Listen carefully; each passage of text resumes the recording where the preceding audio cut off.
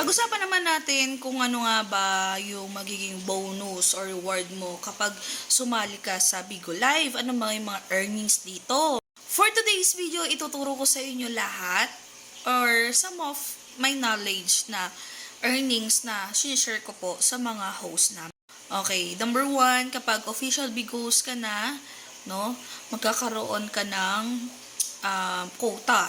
Okay, once na nagkaroon ka ng quota, like example, 10,000 beans plus the whole month na nagla-live po kayo sa Bigo Live plus the 50 hours total of live sa buong buwan is magkakaroon ka ng 4,000 beans reward as appreciation na masipag ka sa pagla-live dito. So, yung 4,000 beans na yun is equivalent of $19 to $20. At least 1,000 pesos, be. Diba? Extra na yun, be. Kesa doon, aside of salary. Alright?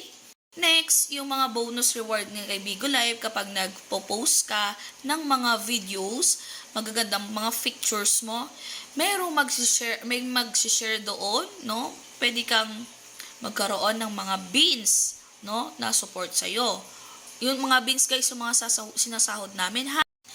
And then, ano pa ba? Kapag nananalo ka sa PK battle ninyo at nagiging top 3 nasa hit list. Malalaman nyo yan, guys, kapag on the spot na nagiging official Bigos ka na. Okay? Tapos ba, ano pa yung mga rewards na binibigay ni Bigo Live? Kapag, guys, na naghihikayat kayo ng mga gustong mag-try kay Bigo Live, usually yung link, may link tayo lahat, no? May link tayo na sinishare natin. Okay? Alam nyo, guys, yung mga, isasabi nila na mag-share ng link ng mga gustong mag-try sa Bigo Live, comment down below, doon yung link, etc. May mga magda-download nung link sa'yo, meron kang mga rewards na matatanggap. Okay? So, anong pa?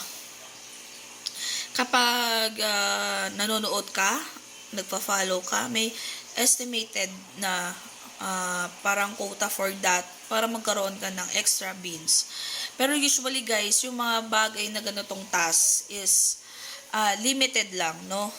Limited lang yung mga nare-receive ninyo. Kasi kailangan talaga, or should I say pala, na hindi siya kasama sa quota.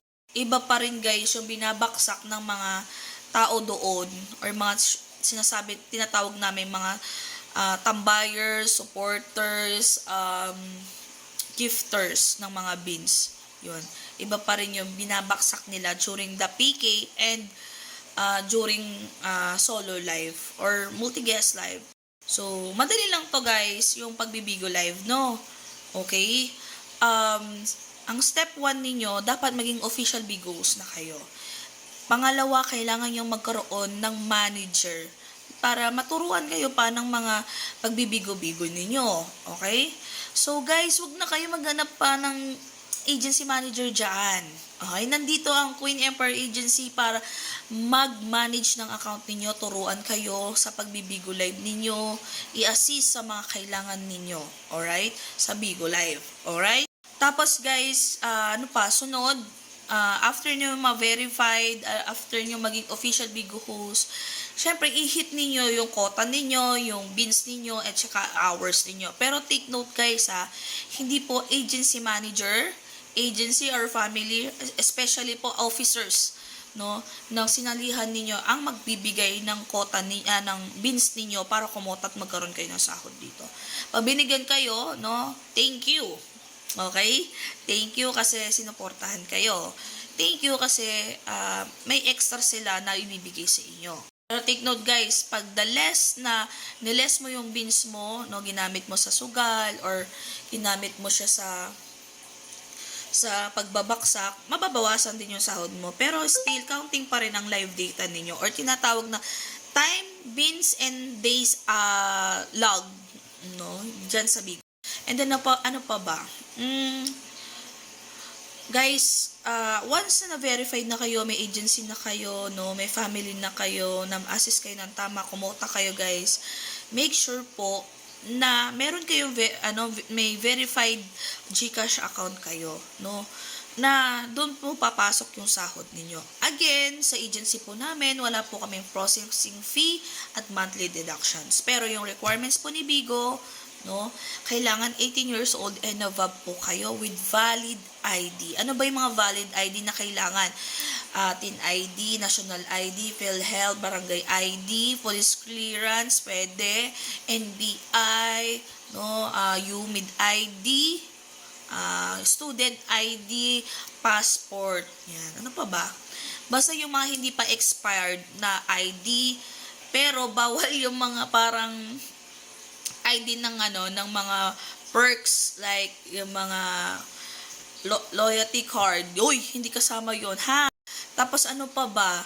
So, kailangan din ng internet connection, be. Although naman na nag-i-start tayo, no, kung gusto mo talaga na magandang smooth transactions at live stream talaga, yun ang number one na kailangan talaga ng isang live stream dito sa Bigo Live. Yung internet connection. As in Wi-Fi, no? Para hindi kasi lag or alam mo na yan, ganun. So, hindi siya putol-putol yung live mo. Kasi usually, mahirapan ng mga viewers or mga manonood sa iyo kung lag yung live stream mo. Okay? Kaya, number one, kailangan nyo ng valid ID at Wi-Fi internet connection kapag nag-a-apply po kayo sa agency. At make sure guys, nasa legal age kayo. Okay, good news sa lahat ng mga OFW. Sa lahat ng OFW na gustong mag-try kay Bigo Live, na dating hindi nakakapag-apply, hindi what do you call this? Nakakapag bigo-bigo, no? Kasi bawal po kaming mag-activate ng mga overseas, no? Mga OFW, mga Pinoy na nasa ibang bansa, gusto magbigo, live stream. Good news guys, tumatanggap na po kami ngayon. Okay, starting this 2024, nag-activate na po kami ng mga official of Bigo host sa ibang bansa. Kaya itry nyo na sa agency namin, sa Team Queen Empire Agency guys. I'm Manager Miss Queen, no? At your service, see you there at Bigo Live Philippines. Bye-bye! Guys, take note ha, kung once na nag-apply kayo sa aming agency, wag na kayong lilingon sa ibang agency. Kasi dito po sa Bigo Live, 1:1 lang. Okay?